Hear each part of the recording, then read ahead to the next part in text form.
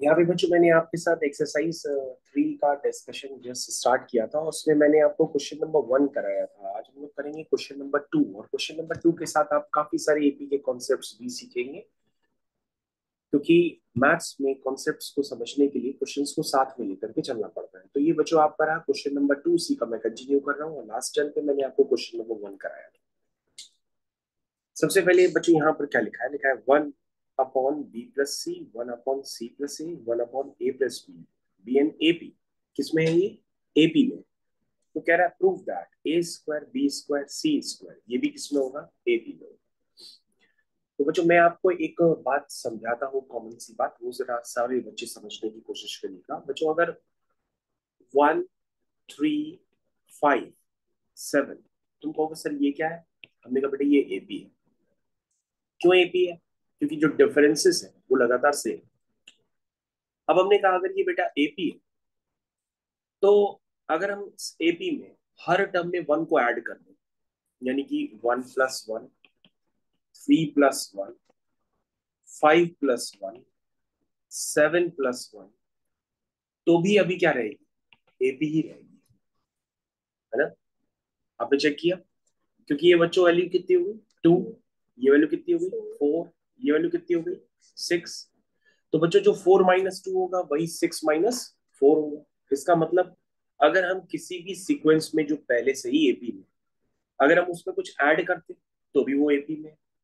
अगर उसमें हम कुछ सब्ट्रैक्ट करते तो भी वो एपी में है। अगर हम उसमें कुछ मल्टीप्लाई करते तो भी वो एपी में है। अगर सीक्वेंस में हम कुछ डिवाइड भी करते तो भी वो एपी में। तो बच्चों ये बात आपको ध्यान देनी होगी। ये बात सारे बच्चे समझ में आ रहे हैं? ठीक है। तो बच्चों अगर इस बात को आप समझ पा रहे हैं तो आपको क्या करना होगा कि इस क्वेश्चन को करने के लिए जो भी पॉसिबल थ्योरी होगी वो यूज करनी होगी, जो मैंने अभी आपको बताई। तो बच्चों आपको ध्यान देना होगा कि अगर A B C are in A P है, तो आप क्या लिखोगे? A+K, B+K और C+K भी किसमें होगा? एपी में होगा। A-K, B-K, C-K, ये भी किसमें होगा? एपी में होगा। A × K, B × K, C × K, ये भी किसमें होगा? एपी में होगा। A/K, B/K, C/K, ये भी बच्चों किसमें होगा? एपी में होगा। मेरे ख्याल से ये बात सबको बात क्लियर हो गई। तो बच्चों ये थ्योरी का पॉइंट है, ये आपको क्लियर होना चाहिए। इस थ्योरी के पॉइंट के साथ साथ आपको एक पॉइंट और सीखना होगा बच्चों। जैसे आपने लिख दिया कि ए बी सी ये सीक्वेंस फॉर्म कर रहा है, ये 3 नंबर्स एपी में। बच्चों अगर 3 नंबर्स की ही बात हो बार बार, तो आप क्या करना, लिख देना कि सर जो B - A होगा वही C - B होगा। That means sir B+B is equal to A+C, that means B is equal to 2B is equal to A+C। तो बच्चों अगर 2B is equal to A+C का भी रिलेशन आ जाए ना, तो भी आप समझ लेना कि वो नंबर्स किसमें? एपी में। जैसे बच्चों लिखा है A²B²C² एपी में, तो दैट मीन्स आप क्या मानोगे कि अगर आपके पास रिलेशन आ जाए 2B² = A² + C², तो भी ये बात कंक्लूड करेगी कि A²B²C² किसमें है? एपी में। क्या बात सबको समझ में आ रही? तो तुमने कहा ठीक है सर, हम ये बात आपकी समझ गए। और बच्चों इस तरह के जितने भी क्वेश्चंस बनते हैं, ध्यान से देखिएगा, इस तरह के जितने भी क्वेश्चंस बनते हैं उसमें बार बार खूब बड़ी सीक्वेंस आपको नहीं दी जाएगी। उस सीक्वेंस में बार बार आपको 3 नंबर्स ही दिए जाएंगे। तो बच्चों वहां से आइडिया लगा देना कि अगर 3 नंबर्स एपी में है तो बीच वाले का डबल बाकी दो सबके बराबर होता है। और अगर ये रिलेशन आ जाए तो वो 3 नंबर्स एपी में ही माने जाते हैं। ठीक है बच्चों, थ्योरी समझ गए। अब बच्चों आपके पास क्या लिखा है? आपके पास लिखा है कि 1/B+C, 1/C+A, 1/A+B किसमें है बच्चों? ये एपी में। क्या बात समझ में आ रही? तो कहोगे सर अगर ये एपी में है तो डिफरेंसेस भी सेम होंगे। हमने कहा हाँ बिल्कुल जाहिर सी बात है, डिफरेंसेस सेम होंगे। तो ठीक है सर, पहले तो यही यूज करके देख लेते हैं कि अगर डिफरेंसेस सेम होंगे तो जो बीच वाले का डबल होगा, क्या होगा? बीच वाले का डबल जो होगा वो बाकी दो टर्म्स के सम के बराबर होगा। क्या बात सबको समझ में आती है? आती है तो चलो अच्छी बात है, तो उसको धीरे धीरे सॉल्व करो। That means 2/c+a is equal to, बच्चों यहाँ पर आप एलसीएम लोगे, एलसीएम में क्या आएगा, a plus B, B plus C. तो बच्चों यहाँ पर आएगा b plus C, a plus B. यहाँ तक मेरे ख्याल से सारे बच्चों को बहुत अच्छे से क्लियर हो चुका है। बच्चों से आपको सिंप्लीफाई कुछ करना पड़ेगा, तब जाके आगे ये कुछ हो सकता है। मतलब आपके पास यहाँ से आपको एक रिलेशन डेवलप करना होगा, 2b² is equal to a² plus c²। अगर ये रिलेशन यहाँ से आ जाता है सिंप्लीफाई करने पर, तो समझ लो कि आपके a² b² c² किसमें होंगे, ab में होंगे। तो तुमने कहा सर करके देखते हैं, क्या पता यहीं से आ जाए। और अगर नहीं आएगा तो बच्चों मैंने एडिशनल थ्योरी आपको पढ़ाई थी, उसको भी यूज करेंगे। ऊपर देखिए लिखी है के टर्म्स में। चलिए, तो बच्चों इसी को यूज करते हैं। क्या लिखा है ये, 2 times a plus B, B plus C. ठीक है, और बच्चों यहाँ पे क्या लिखा है, ये लिखा है c plus a times 2b plus c plus a। कैसे लिख सकते हैं, देखो बच्चों क्रॉस मल्टीप्लाई किया ना, इसका इससे किया और इसका इससे किया, क्रॉस मल्टीप्लाई। तो सर ठीक है, करते रहिए। तो बच्चों ये हो गया A B plus A C plus b² plus B C. क्या है, सबको क्लियर है? आगे देखो बच्चों, सी का अंदर मल्टीप्लाई करो तो हो गया 2bc plus c² plus ca। फिर आगे करो 2ba plus ac plus a²। ठीक है बच्चों, बच्चों लेफ्ट हैंड साइड में जो 2 है ना, उस 2 को आप अंदर मल्टीप्लाई कर दो, उस 2 को आप अंदर मल्टीप्लाई कर दो तो कुछ टर्म्स क्या होंगे, कैंसिल होंगे। तो बच्चों डायरेक्टली कर लें, जैसे ये देखो 2ab से 2ab क्या होगा, कैंसिल हो जाएगा। 2bc से 2bc भी क्या होगा, कैंसिल हो जाएगा। तो बच्चों जो टर्म्स बचे वो क्या बचे, कहोगे सर टर्म्स बचे हैं 2ac plus 2b² is equal to c² plus ac plus ac plus a²। हमने कहा इसको बच्चों सिंप्लीफाई करो, तो कहोगे सर 2ac और 2ac भी आपस में क्या हो जाएंगे, कैंसिल हो जाएंगे। तो देखो ये 2ac कैंसिल हो गया, और लास्ट में बच्चों आपके पास एक लौता रिलेशन बचा है 2b² is equal to a² plus c²। और बच्चों ये रिलेशन आने का मतलब क्या है कि आप प्रूफ कर चुके हैं कि अगर वो टर्म्स एपी में थे तो a² b² c² भी किसमें है, एपी में है। तो आप यहाँ पे लिख देना दैट मीन्स, यहाँ पे लिखने का that means a² b² c² भी किसमें होंगे, एपी में। क्या बात समझ में आ गई? मेरे ख्याल से सारे बच्चों को ये सेकंड क्वेश्चन बहुत अच्छे से क्लियर हो गया होगा। सेकंड क्वेश्चन के बाद बच्चों हम लोग चलते हैं क्वेश्चन नंबर 3।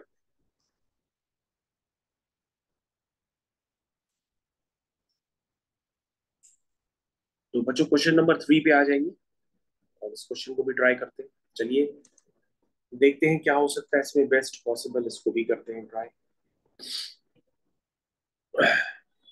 तो बच्चों यहाँ पे दिया है कि ये टर्म्स किसमें है, किसमें है, एपी में है। कह रहा प्रूफ करो एबीसी भी एपी में होंगे। तो बच्चों ये टर्म्स लिखे क्या है, जरा इसको आप सिंप्लीफाई करो। बहुत सारे टर्म्स लिखे हैं, अगर हम एलसीएम ले लेते हैं तो आएगा B plus C upon B C. क्या ऐसे लिख सकते हैं आप, बी टाइम्स नीचे सी आ गया, ऊपर आ गया ए प्लस सी, सी टाइम्स नीचे ए भी आ गया, ऊपर आ गया ए प्लस बी। ये बच्चों किसमें है, एपी में। आगे सुन बच्चों, ए का अंदर मल्टीप्लाई कर दो तो आप कहोगे sir A B plus A C whole divide by B C, B A plus B C whole divide by C A, C A plus C B whole divide by A B. ये भी बच्चों किसमें, AP में, AP में। अब एक काम करो बच्चों, अगर यहाँ पर ये टर्म एपी में है तो बीच वाले का डबल इज इक्वल टू बाकी दो का सम करोगे तो ये रिलेशन काफी बड़ा हो जाएगा, और हो सकता है आप इसको सिंप्लीफाई भी ना कर पाए। तो आपको पास क्या ट्रिक होती है क्वेश्चन को जल्दी करने के लिए, कि आपने सीखा कि अगर टर्म्स एपी में होते हैं, अगर हम उस पर कुछ ऐड कर दें या कुछ सब्ट्रैक्ट कर दें तो भी वो एपी में होते हैं, कुछ डिवाइड कर दें तो भी वो एपी में होते हैं। तो बच्चों आपके मन में ये इच्छा जनरेट होनी चाहिए कि सर ऊपर A B plus B C plus A C आ जाए, ऊपर A B plus B C plus A C आ जाए, ऊपर A B plus B C plus A C आ जाए।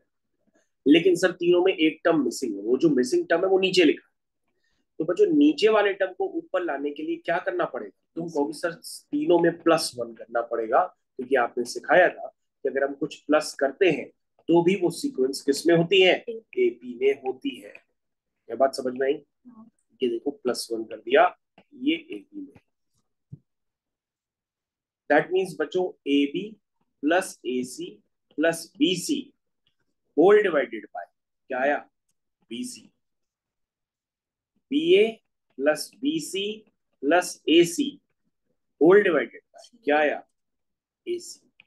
बच्चों ध्यान से देखना, C A plus C B plus A B whole divided by A B. ये भी बच्चों किसमें है? एपी में। बच्चों अगर ये टर्म्स एपी में तो आपको ध्यान देना होगा कि पूरे में क्या कॉमन है हर टर्म में? A B plus B C plus C. तो हमारे मन में क्या आएगा कि अगर ये टर्म्स एपी में है तो हम तीनों कॉमन होते हैं टर्म्स, तो हम उससे डिवाइड कर देंगे तीनों में। तो हम कहेंगे अगर हम तीनों टर्म्स में एक common term that means A B plus B C plus C से डिवाइड कर दें तो ये क्या बनेगा? बनेगा 1/bc, 1/ac और 1/ab। ये किसमें है? एपी। आ गया बच्चों? तो बच्चों तीनों टर्म्स को हमने किससे डिवाइड किया? के से। और यहाँ पर के की वैल्यू क्या है? A B plus B C plus C. जैसे मैंने डिवाइड किया तो ये तीनों कॉमन टर्म्स हट गए और आ गया 1/bc, 1/ac, 1/ab एपी में। लेकिन कहोगे सर क्वेश्चन तो हुआ नहीं, क्योंकि आपको तो प्रूफ करना था एबीसी एपी में। तो हमने कहा बहुत आसान है, हो गया क्वेश्चन। हम क्या करेंगे? तीनों टर्म्स में ऊपर मल्टीप्लाई कर देंगे। क्या? A B C. क्या करेंगे? ए बी सी मल्टीप्लाई कर देंगे। तो सर यानी कि जो आपने थ्योरी बताई थी वो थ्योरी बड़ी कमाल की है, क्योंकि उस थ्योरी का आप यूज करने वाला था। तो बीसी से बीसी कैंसिल हो गया, तो ये बन गया ए, ये बन गया बी, और ये बन गया सी, और ये बन गया ए बी। तो कितनी जल्दी आपने प्रूफ कर लिया कि ये टर्म्स किसमें है? ए बी में। सर मैं तो सर आपने ये जो थ्योरी बताई थी के वाली, इसका आपने बहुत अच्छे से यूज किया और हम लोग को आनंद प्राप्त हो गया। हमने कहा बेटा आनंद प्राप्त हुआ वो अच्छी बात है, लेकिन हम लोग को करना है क्वेश्चन नंबर 4। तो सारे बच्चे रेडी हो जाएंगे क्वेश्चन नंबर 4 को करने के लिए। क्वेश्चन नंबर 4 काफी सारे बच्चों से नहीं होता है, पर चेक करते हैं ये होता क्यों नहीं है। क्या लिखा है? लिखा है ए square B square C square. अगर ये एपी में है तो आपको प्रूफ करना है कि बाकी टर्म्स भी एपी में होंगे। बच्चों अगर जरूरत पड़ने पर अगर आपको क्वेश्चन टफ लगे तो आप क्वेश्चन का कन्वर्स भी कर सकते हैं। यानी कि आप यूज करोगे a/b+c, b/c+a, c/a+b, ये एपी में है। Then prove that A square B square C square भी किसमें होंगे? एपी में होंगे। आप ऐसा भी कर सकते हो। लेकिन तुम कहोगे सर मान लीजिए अगर ये क्वेश्चन ऑब्जेक्टिव क्वेश्चन हुआ तब तो हम जानते ही नहीं होंगे ना इसका कन्वर्स क्या है, तो सीधा सीधा भी हो सकता है क्या? हमने कहा नहीं, ऑब्जेक्टिव क्वेश्चन हो तो भी आप ऑप्शन से आपको हिंट लग जाएगी, एक दो ऑप्शन लेकर के चेक कर लीजिएगा। लेकिन अगर आपको अभी सीधा सीधा करना है तो सीधा सीधा भी कर सकते हैं। सर ये सीधा सीधा कैसे होता है? अब बेटा सीधा सीधा होता है, लेकिन उल्टा करोगे तो जल्दी हो जाएगा, सीधा करोगे तो टाइम लगेगा। क्या लिखा है सीधे सीधे में? A square B square C square are in A, ऐसा लिखा होगा। तो क्या करें सर आगे? हमने कहा बेटा इसमें ऐड कर दो तीनों में, A B plus B C plus C A. क्या ऐड करोगे? A B plus B C plus C A. क्या ऐड करोगे? A B plus B C plus C A. Add करने पे भी ये किसमें होगा? ए बी में। अब बच्चों कहोगे ये ऐड सर आपने किया क्यों? हमने कहा ऐड करने पर तुम्हें समझ में आएगा इसके फैक्टर्स। क्योंकि यहां से बच्चों ए कॉमन लोगे तो अंदर आएगा a+b, यहाँ से सी कॉमन लोगे तो भी अंदर आएगा a+b। तो दैट मीन्स इसके फैक्टर हो गए a+b, a+c। क्या ये बात सबको समझ में आई? हाँ। तो बच्चों यहाँ पे भी इसके फैक्टर होंगे, इनके फैक्टर्स को यूज करिए। क्या है? b times a+b C times A plus B, that means इसके फैक्टर बन गए A plus B, B plus C. यही काम आपको नजर आएगा यहां पे भी।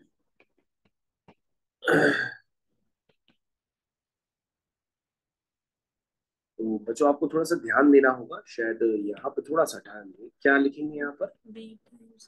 सी स्क्वायर प्लस ए बी है, तो अगर आप सी कॉमन लेंगे तो सी के साथ आएगा सी A plus C, B times और ए यहाँ plus B times A plus C. ठीक है, मतलब टर्म्स सही से देख लीजिएगा। ये हो गया ए प्लस सी और बी प्लस सी। ये भी किसमें बच्चों? ए बी में। तो तुम कहोगे सर ये क्वेश्चन में जो हमको अपीयर कराना था उसमें है B plus C plus A plus B, ऐसा कुछ है उसमें। तो हमने कहा है तो अच्छी बात है, अब करें क्या आगे वो तो बताओ। क्वेश्चन तो यहाँ पे रुक गया, आगे क्या? सोच के बताओ। तो बच्चों एक बच्चे ने अभी बताया कि सर इस पूरी इक्वेशन में अगर आपको जो अपीयर कराना है उसमें डिनोमिनेटर में B plus C plus A plus B है, तो आप क्या करो, पूरी इक्वेशन को डिवाइड कर दो। किससे? किससे? A plus B plus C plus A से। A plus B plus C plus A से। ठीक है, तो करते हैं A plus B plus C plus A plus B plus C plus A से। A plus B plus C plus A से। ठीक है, डिवाइड किया। अब जो ध्यान से देखो, ये वाला टर्म इससे कैंसिल हो गया, ये वाला टर्म इससे कैंसिल हो गया, ये वाला इससे कैंसिल हो गया, ये वाला इससे, ये वाला इससे, ये वाला इससे। तो बच्चों क्या आया? ये आया 1/b+c, 1/c+a और 1/a+b इन ए। हाँ सर आ तो गया लेकिन पूरा नहीं आया। तो एक काम करो, पूरी इक्वेशन में एक बार +1 करो। +1 करेंगे तो भी ये किसमें होगा? ए बी में होगा ना। +1 करने पर क्या आएगा? ए plus B plus C upon B plus सी आएगा। बोलो भाई। नहीं नहीं नहीं नहीं नहीं नहीं नहीं नहीं, +1 करने पर बच्चों कहाँ आएगा? जरा ध्यान से देखो। तो बच्चों अभी एक बच्चे ने बताया कि सर +1 ना करिए, इसमें डायरेक्टली क्या कर दीजिए, ए प्लस बी प्लस सी का मल्टीप्लाई कर दीजिए। क्या कर दीजिए? ए प्लस बी प्लस सी का मल्टीप्लाई कर दीजिए, तो फिर भी कुछ हो सकता है। तो हमने कहा ठीक है भाई, ए प्लस बी प्लस सी का मल्टीप्लाई कर देते हैं। देखो यहां तक आ गया। अब बच्चों इसको अलग अलग ब्रेक कर दो। तुम्हारी रिक्वायरमेंट क्या है? तुम्हारी रिक्वायरमेंट है कि तुम्हें चाहिए ए अपॉन बी प्लस सी, तो ए अपॉन बी प्लस सी को अलग कर दो और B plus C upon B plus सी को अलग कर दो, विच इज 1। हो गया क्वेश्चन। सेकेंड रिक्वायरमेंट क्या है? Sir B upon C plus A को अलग कर दीजिए, तो B upon C plus A को अलग कर दो और A plus C upon A plus C अलग कर दो, दैट मीन्स 1। सर थर्ड वाला part, C upon A plus, तो that means C upon A plus B को अलग कर दो और +1 अलग हो जाएगा। और बच्चों अगर ये सीक्वेंस एपी में, तो अगर हम इसमें से -1 कर दें तो भी ये सीक्वेंस किसमें होगी? एपी में होगी। और बच्चों इसी के साथ क्वेश्चन ओवर। तो बच्चों क्वेश्चन में आपने भी सहयोग किया, तो ये क्वेश्चन आपके सहयोग से ही हुआ है। इस तरह से क्वेश्चन हमने परफॉर्म किए। तो सारे बच्चे इस क्वेश्चन को एक बार दोबारा देखें, क्योंकि ज्यादातर इस बच्चे इस क्वेश्चन को रिवर्स करके करते हैं। मैंने रिवर्स नहीं किया, मैंने इसको सीधा सीधा किया। हालांकि रिवर्स करने पे आसान हो जाता, लेकिन मैंने वैसा किया नहीं। तो ये क्वेश्चन कंप्लीट हो गया, आगे कंटिन्यू करते हैं दूसरे क्वेश्चन की तरफ। तो क्वेश्चन नंबर 4 हो गया बच्चों। 4 के बाद है क्वेश्चन नंबर 5।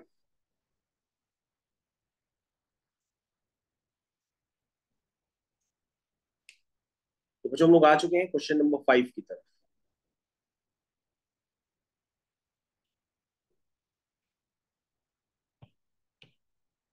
क्या लिखा है इसमें? लिखा है if A1 A2 A3 dot dot dot AN BN AP।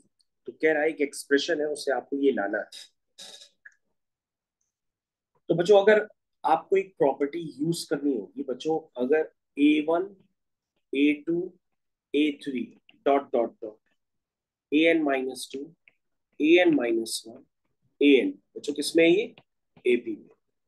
बच्चों अगर टर्म्स AP में है तो आपको याद रखना होगा किसी भी AP में terms, the sum of the terms equidistant from the end and the beginning are constant. तो मैं एक प्रॉपर्टी याद रखनी है, the sum of the term equidistant from the end and the beginning is constant. The sum of the term from the beginning and the end is constant. ठीक है, कहने का मतलब आपको याद रखना होगा जो A1 प्लस AN होता है बच्चों, वही A2 प्लस AN-1 होता है, वही बच्चों A3 प्लस AN-2 होता है। तो बच्चों ये जो सम होता है वो एक कांस्टेंट होता है, मतलब ये इक्वल आता है। मान लो ये कांस्टेंट के बराबर। तो जिन बच्चों को ये प्रॉपर्टी पता होती है तो वो इस क्वेश्चन को थोड़ा सा जल्दी कर लेते हैं। कैसे? हमने कहा क्वेश्चन का लेफ्ट हैंड साइड कंसिडर करें। क्या लिखा है उसमें? 1/A1 AN, 1/A2 AN-1, 1/A3 AN-2 plus dot dot dot plus 1/A1 AN। तो बच्चों के क्या है? A1 प्लस AN भी है। के क्या है? A2 प्लस AN-1 भी है। तो आप एक काम करो, आप न्यूमरेटर की तरफ जाओ और उसमें चेंजेस करो। चेंजेस ये करो कि तुम के से मल्टीप्लाई और के से डिवाइड करो। क्या करो? के से मल्टीप्लाई और के से डिवाइड करो। क्या मेरी बात आप लोग समझ पा रहे हैं?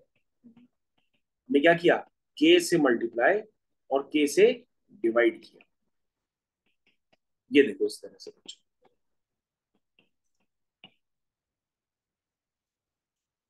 अब बच्चों अगर आप ध्यान से देखें तो आपको के की वैल्यू यहाँ पुट करनी पड़ेगी। के की वैल्यू क्या क्या है? A1 plus AN whole divide by A1। ठीक है, के क्या है? A1 प्लस AN भी है। के क्या है? A2 प्लस AN-1 भी है। क्या बात समझ पा रहे हैं? जरूरत के अकॉर्डिंग जो डिनोमिनेटर में वैसे ही के की वैल्यू आप पुट करती जाइए। मेरे ख्याल से सारे बच्चे बहुत अच्छे से समझ रहे होंगे। और बच्चों लास्ट में के क्या होगा? वो सब डिनोमिनेटर से ही मैच करता है, तो हम उसको डायरेक्टली A1 प्लस AN लिख देते हैं। ठीक है ना? क्यों भाई? लिख दिया। ठीक है, समझ में आया? यहाँ तक समझ में आ गया? भाई के क्या है? के की जो रिक्वायरमेंट है उसके अकॉर्डिंग उसको पुट करते जाओ, क्योंकि के क्या है? A1 प्लस AN भी कह सकते हैं के को। के को क्या कह सकते हैं? A2 प्लस AN-1 भी कह सकते हैं ना? तो यहां तक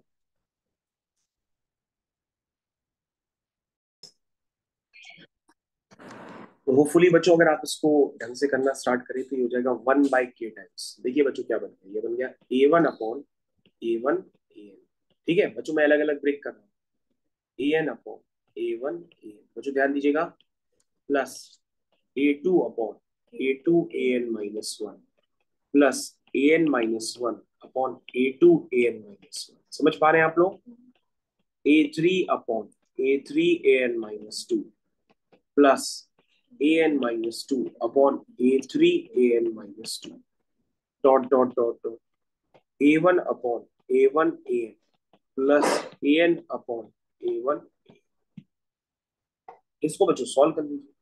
ये टर्म इससे कैंसिल, ये टर्म इससे कैंसिल, ये वाला इससे, ये वाला इससे, ये वाला इससे, ये वाला इससे, ये वाला इससे, ये वाला इससे। समझ पाए आप? टर्म्स हमने कैंसिल किए बच्चों। टर्म्स कैंसिल करने पर क्या बन रहा है जरा ध्यान से देखो।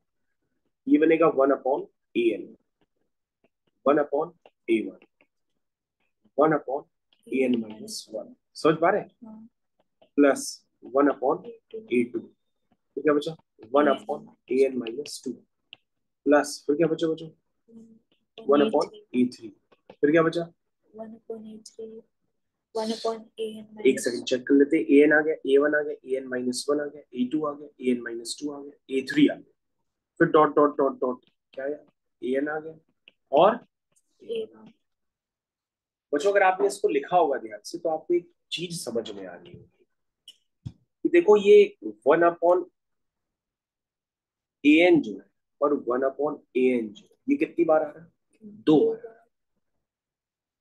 1/A1 और 1/A1 कितनी बार आ रहा है? 2 बार। इसी तरीके से पीछे के अगर आप और टर्म्स लिखते हैं तो सारे टर्म्स कितनी बार आते हैं? 2 बार आते हैं। मतलब 1/A1 भी 2 बार आएगा, 1/A2 भी 2 बार आएगा, 1/AN भी 2 बार आएगा। सारे टर्म्स 2-2 बार आते हैं। तो बच्चों अगर कहोगे सर सारे टर्म्स ही 2-2 बार है तो हम सीधा सीधा इसमें 2 कॉमन नहीं ले सकते। हमने कहा ले लो 2। और के को हम क्या लिख सकते हैं बच्चों? देखो अपना जो प्रूविंग था तो हम के को A1 प्लस AN भी तो लिख सकते हैं ना। तो हम के को क्या लिख सकते हैं? A1 प्लस AN, क्योंकि प्रूविंग में चाहिए भी है। और बच्चों सारे टर्म्स 2 टाइम्स है तो 2 मैंने बाहर कर दिया और सारे टर्म्स को लिख दिया 1/A1 1/A2 ऐसे करते करते कहां तक जाएगा? 1/AN माइनस 2 1/AN माइनस 1 और 1/AN। सारे टर्म्स 2 टाइम्स आ गए और बच्चों ये बात प्रूफ हो गई। तो बच्चों इस बात को प्रूफ करने के लिए आपने क्या प्रॉपर्टी यूज करी वो प्रॉपर्टी आप हाईलाइटेड करके लिख लीजिए ताकि आप खुद भूल जाए। प्रॉपर्टी यानी कि द सम, किसका sum? The sum of terms equi distinct distinct from the beginning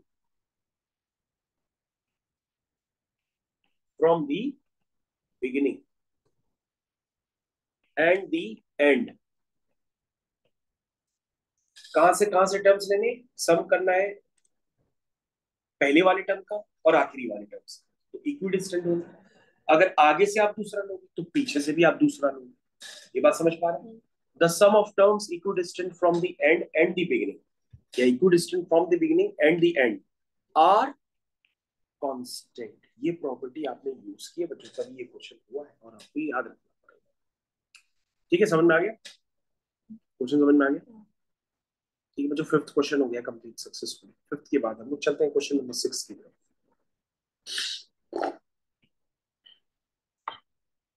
और क्वेश्चन नंबर 6 से पहले बच्चों हम लोग कुछ और क्वेश्चंस कर लेते हैं। पहले क्वेश्चन नंबर 7 कर लेते हैं, क्योंकि 6 क्वेश्चन बिल्कुल जो है एज इट इज है जैसे आपने इसके ऊपर वाला क्वेश्चन किया, फिर भी हम लोग उसको करेंगे। पहले हम लोग क्वेश्चन नंबर 7 कर लेते हैं।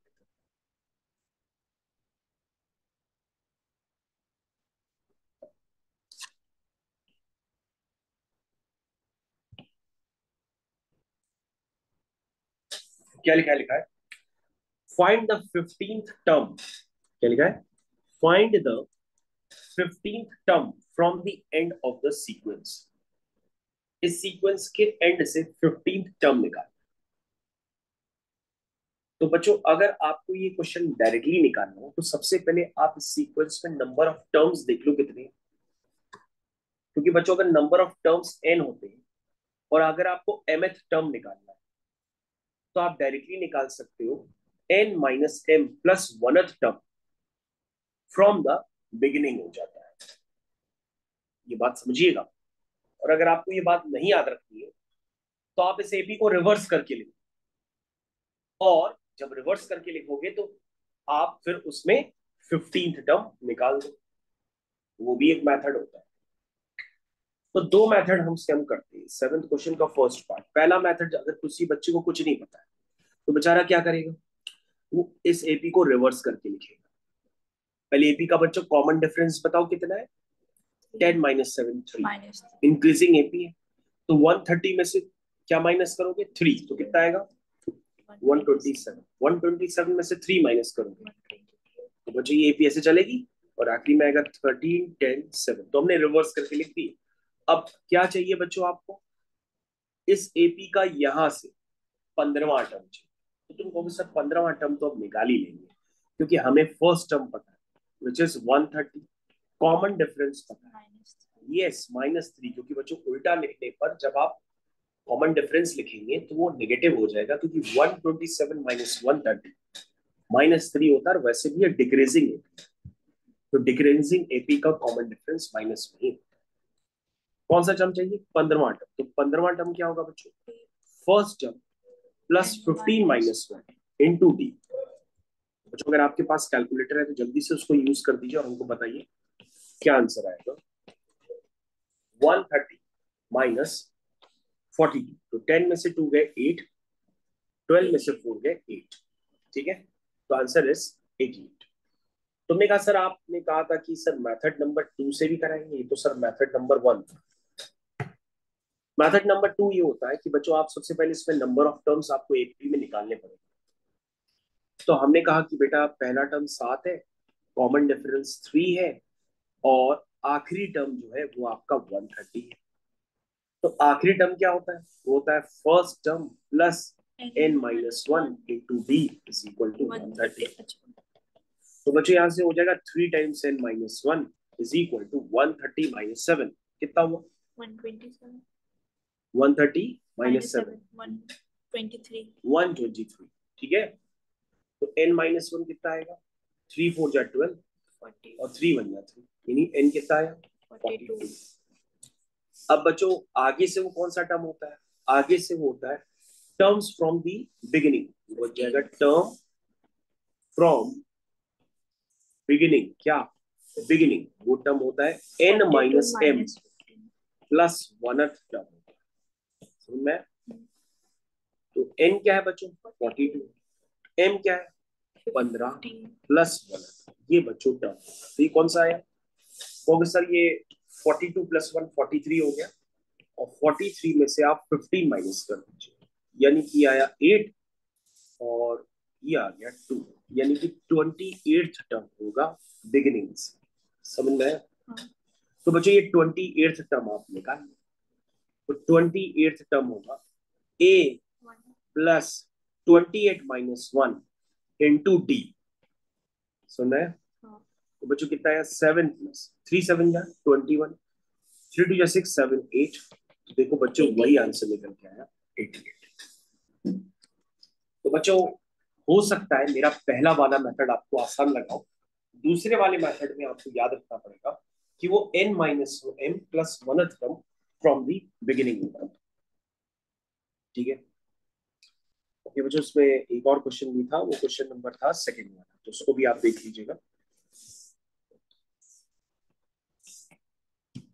क्या लिखा है उसमें? Find 4 numbers in AP such that their sum is 50 and the greatest of them is 4 times the least।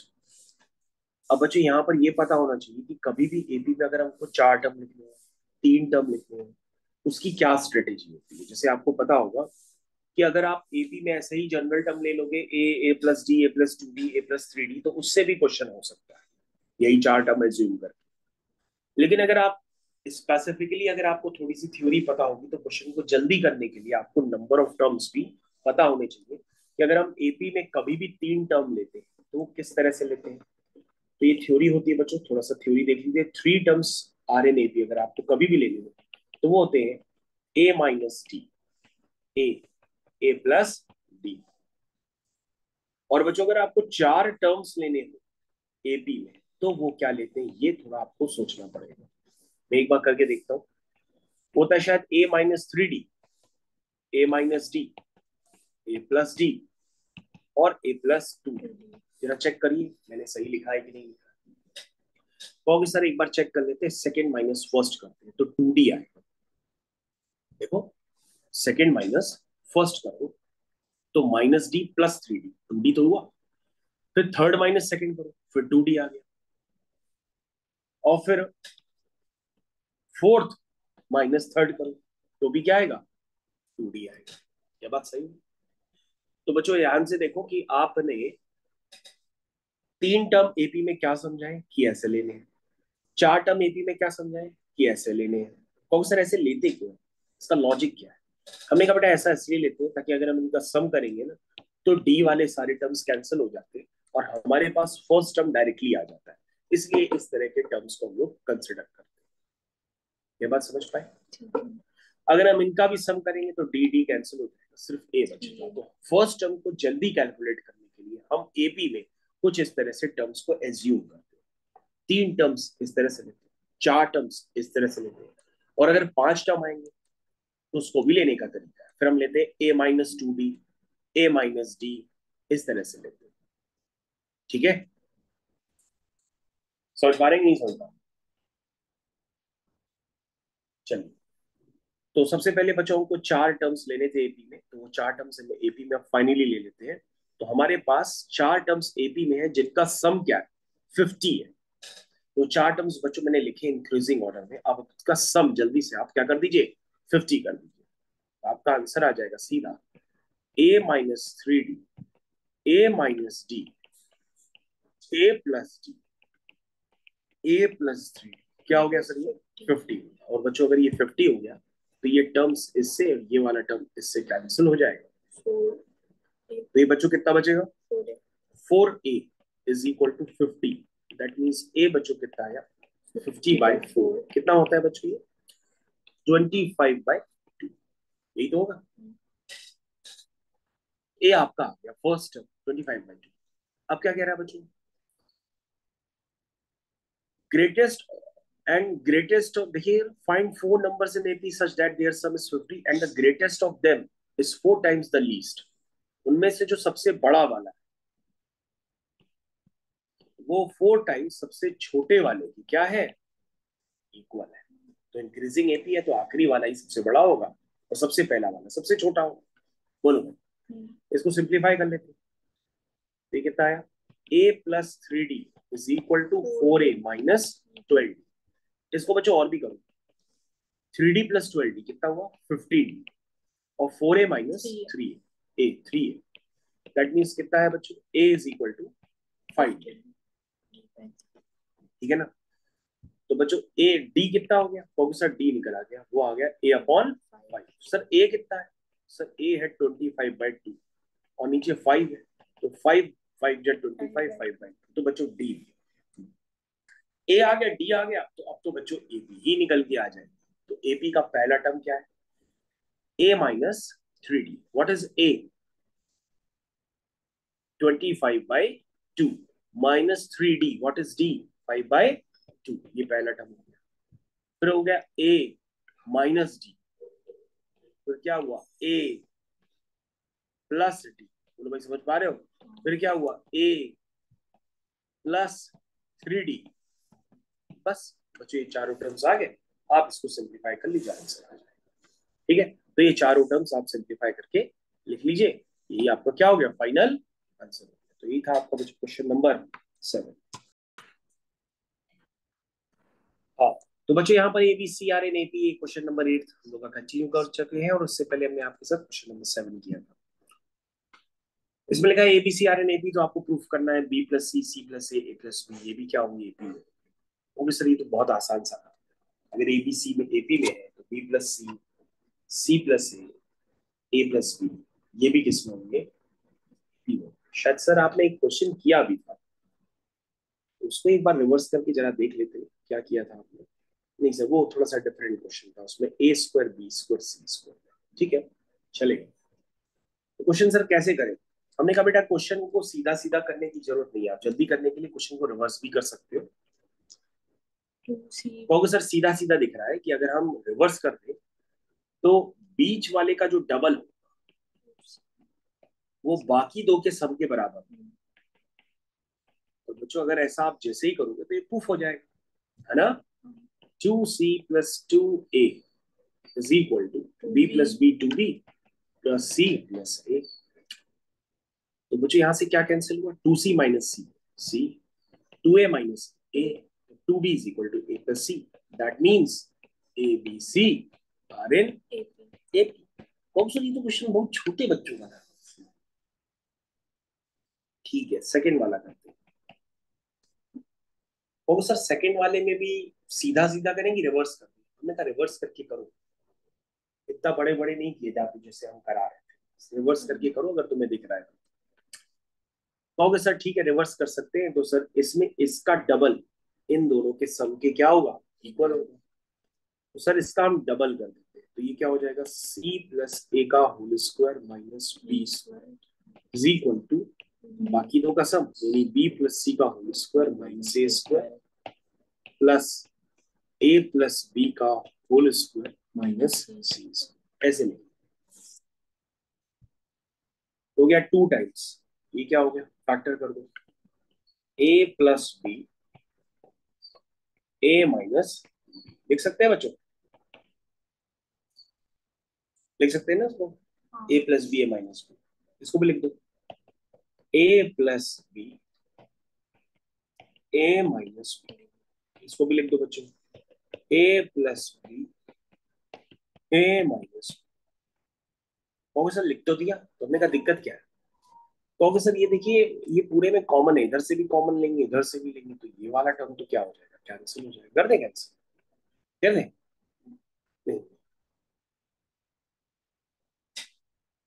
Cancel करें बच्चों, कोई दिक्कत तो नहीं है, नहीं, नहीं दिक्कत है, ठीक। पता नहीं।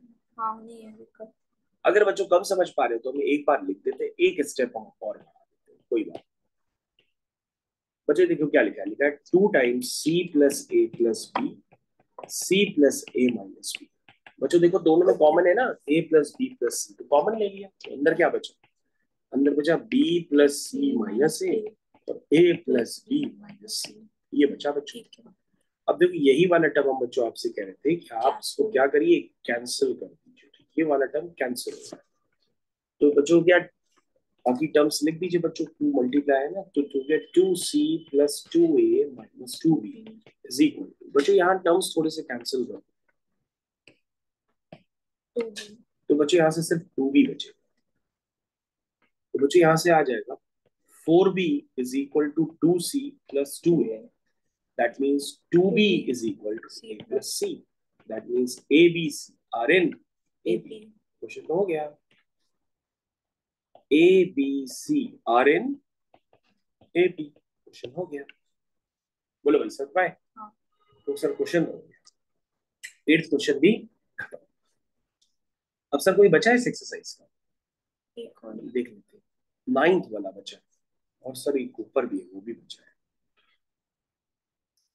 9th वाले क्वेश्चन में बिल्कुल आपको समझना पड़ेगा, 9th वाला क्वेश्चन बिल्कुल वैसे ही है बच्चों, जैसे अभी आपने थोड़ी देर पहले एक कार वाला क्वेश्चन हमसे पूछा था, डाउट, वैसे ही क्वेश्चन है बिल्कुल 9th वाला। देखो क्या लिखा है, लिखा है find the number of identical terms in 2 sequences, कह रहा है इन 2 सीक्वेंसेस में कितने आइडेंटिकल टर्म्स होंगे, तो तुम कहोगे सर ये एपी है 3, 7, 11, 15, और इस एपी का जो लास्ट टर्म है वो है 367, और सर दूसरी एपी जो है वो है 2, 9, 60, 23, ऐसे करते करते इसका जो लास्ट टर्म है वो 709। अगर आपको सर आइडेंटिकल टर्म्स निकालने हैं तो सर आपको एक बात पे ध्यान देना पड़ेगा कि ये एपी चालू होते होते होते कोई ना कोई टर्म ऐसा आ रहा होगा, और ये भी एपी चालू होते होते कोई ना टर्म ऐसा आ रहा होगा जो दोनों में क्या आ गया, सेम हो गया। ये बात आप समझ पा रहे हैं क्यों भाई, ये बात आप समझ पा रहे हैं, और अगर आप समझ पा रहे हैं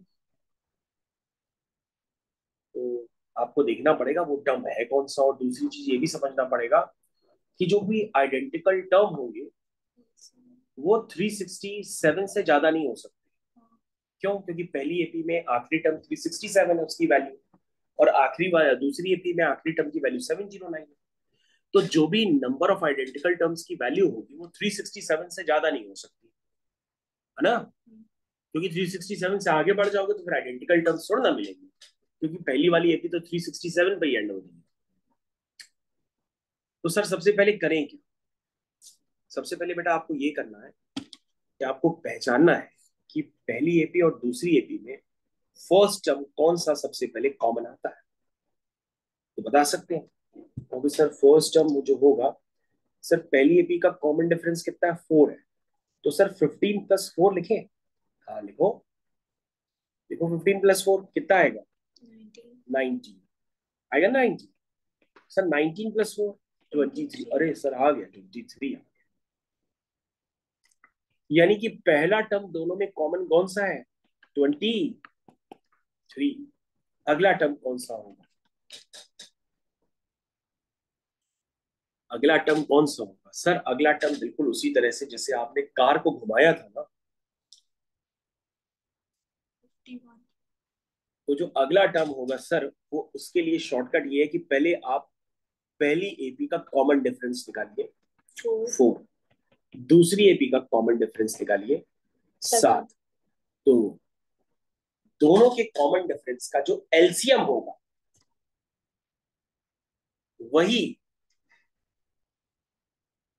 आपको पहचानना पड़ेगा, वही इस नई एपी का कॉमन डिफरेंस। यानी कि कॉमन डिफरेंस, बच्चों समझना, common difference of new AP will be D1 LCM of 4 and 7 which is 28। यानी बच्चों अगर पहला टर्म दोनों में 23 है तो दूसरा टर्म क्या होगा? 23 में क्या ऐड करें? 28। तो क्या आया? 51। क्या आया? 51। क्या ये बात समझ में आ रही है? हाँ। और बच्चों अगर नहीं समझ आ रही है तो तुम एक काम करो, तुम धीरे धीरे इन टर्म्स को लिखो, यानी इसमें कॉमन डिफरेंस ऐड करते चले जाओ। कॉमन डिफरेंस क्या करो? ऐड करते चले जाओ इस वाली सीक्वेंस का। जैसे 23 में ऐड करोगे, क्या ऐड करोगे? 7। तो क्या हो जाएगा? 30। 30 में 7 ऐड करो, क्या होगा? 37। 37 में 7 ऐड करो, 40। 44 में 7 ऐड करो, आ गया ना 51। बोलो भाई।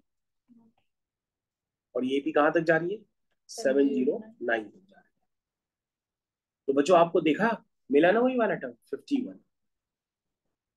यहाँ पे देखो 23 है, 23 से आगे बढ़ो, फिर आगे बढ़ो, कॉमन डिफरेंस ऐड करते जाओ, 4 ऐड करके आपके पास दूसरा टर्म जो आएगा 51 ही होगा और दोनों में कॉमन होगा। और 51 माइनस 23 करो तो वो क्या आएगा? 28। और 28 एपी का क्या होगा? Common difference. तो बच्चों आपको क्या पहचाना? आपने ये पहचाना कि सर हमको नंबर ऑफ आइडेंटिकल टर्म्स निकालने। तो बच्चों एक नई सीक्वेंस जो बनेगी इनके आइडेंटिकल टर्म से, उसका पहला टर्म क्या होगा? 23। दूसरा टर्म क्या होगा? 51। तीसरा टर्म क्या होगा? 51 प्लस 28। ऐसे करके कितना आया? 71। 79। ओके, ये बच्चों ये सीक्वेंस चलती आएगी, ये आपकी न्यू है। अब आपको बताना है कि इसमें कितने आइडेंटिकल टर्म्स हो सकते हैं। तुम कहोगे सर जो लास्ट वाले इसमें टर्म की वैल्यू होगी ना, वो 367 से ज्यादा नहीं हो सकती है ना? मतलब सर जो सीरीज का जो लास्ट टर्म होगा या तो वो 367 हो या उससे कम हो सकता है ना? तो सर यहां से जब आप एन निकालेंगे तो वही हमको एन बता देगा कि इस नई सीक्वेंस में जो इनके आइडेंटिकल टर्म से बन रही है उसमें नंबर ऑफ टर्म्स कितने हैं, वही आइडेंटिकल टर्म्स होंगे। तो सर ये क्या होता है? ये होता है sir A plus N minus 1 into D. बच्चों डी कितना है? 28 लेस देन इक्वल टू 367। तो बच्चों आपको इस इक्वेशन को सॉल्व करना पड़ेगा। जरा आप मेरी जल्दी से हेल्प कर दीजिए और हमको बताइए कि 367 माइनस 23 कितना होगा? 344। कितना आया? 344। सही बताना बच्चों, 344। और बच्चों जल्दी से हमको बताओ कि n minus 1 less than equal to 344 divide by 28, ये कितना होगा बच्चों? जल्दी से बताओ। 344 डिवाइड बाय 28। हाँ, 12.28। 12.28। और बच्चों अगर हम इसमें 1 ऐड कर दें तो ये कितना हो जाएगा? 13। यानी कि बच्चों n की जो भी वैल्यू है या तो वो 13.28 हो सकती है, और वो होगी नहीं क्योंकि n इंटीजर होता है, नंबर ऑफ टर्म्स इंटीजर होते हैं। तो 13.28 से कम नंबर कौन सा होगा? 13 होगा। क्या होगा? 13। यानी नंबर ऑफ आइडेंटिकल टर्म्स कितने हैं? 13। नंबर ऑफ आइडेंटिकल टर्म्स कितने हैं? 13। और बच्चों अगर आपको डाउट हो कि 13 टर्म दोनों में सेम है कि नहीं है, तो आप क्या करो, पहली वाली सीरीज का 13 टर्म निकाल लो, दूसरी वाली सीरीज का भी देख लेना। मतलब जो 13 टर्म निकालोगे ना वो दोनों में कॉमन होगा, मतलब पहली वाली सीरीज में भी होगा, दूसरी वाली सीरीज में। ठीक है ना? और अगर 13 टर्म की वैल्यू निकालना चाहो तो पहली वाली सीरीज में भी निकाल लो, दूसरी वाली सीरीज में भी निकाल लो। आपको आइडिया नहीं चाहिए। लेकिन हमसे पूछा गया क्या है, हमसे पूछा गया नंबर ऑफ आइडेंटिकल टर्म्स, तो उसका आंसर क्या होगा 30। 13। ठीक है, समझ गए बच्चों।